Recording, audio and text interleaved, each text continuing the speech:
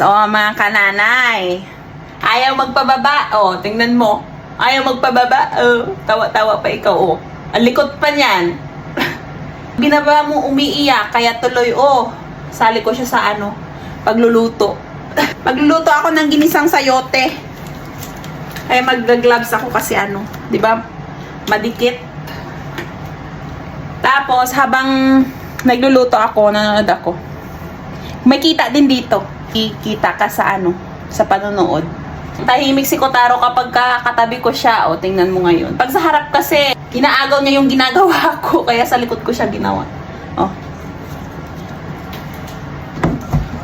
Gustong-gusto niya yung kasali siya sa pagluluto. Yung paa niya, may pa-swing-swing pa. Tapos habang nagre-record ako, nakikinig siya kasi pinanood ko muna sa kanya yung video bago ko siya i-edit. Yung reaction niya tawang-tawa. Ganyan nga siya habang nagre-record ako. Nakikinig din. Tingnan mo, ay, yung reaction niya, oh. Oh, di ba? Nakakaintindi ikaw? Hi! Tawa-tawa ko pa. Yung paa niya, ganyan pa. Ibig sabihin tuwa. Ganyan po talaga ang ginagawa ng mga Japanese wife pagdating sa loob ng bahay. Siyempre, gaya-gaya din ako kasi payo yan ng aking mga kapitbahay na matatanda. Ganun daw ang gawin ko sa baby ko.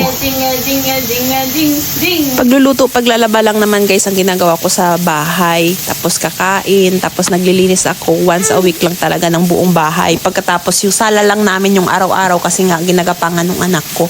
Madali lang naman ang buhay sa Japan kasi lahat naman high-tech. Yun nga lang, pag yung marami kang anak, hindi mo na kaya talaga yung wala kang katulong. Kaya napapansin ko sa mga Japanese, nag-aanak sila kapag may mga magulang silang katulong sa pag-aalaga ng bata. Pero kapag sila lang mag-asawa, isa lang talaga ang inaanak nila. Kasi nga, sa sobrang hirap ng buhay dito kapag wala kang trabaho, yung plain housewife ka lang. Saka dito sa Japan, nag-invest talaga ang mga tao sa mga bagay na ikako-convenient na kanilang pamumuhay. Halimbawa, mga machine sa loob ng bahay na kung saan hindi na sila mahihirapan kasi sila puro trabaho lang talaga ng trabaho. Tadi kami tayo. Bitay. Ay, kutalo ko. Ito nga guys. Pakakuluan lang natin yan. Aalisin mo yung aalisin mo. Tapos ito din. Dito. Saan ito? Sa pet bucket. Tas ang mga tao dito, hindi talaga nila nakakalimutang mag-unwind once a week or 2 times a week. Kasi nga sa trabaho, talagang trabaho lang sila. Kaya pagdating sa bahay, pahinga lang yan sila. Oh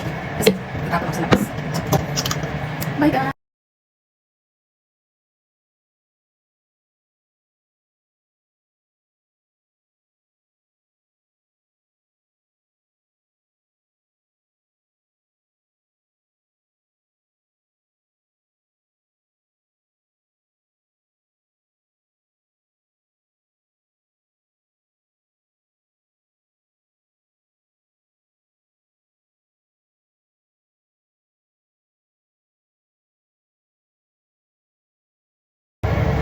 Tapos, habang nag-aano tayo, hugas tayong pinggan.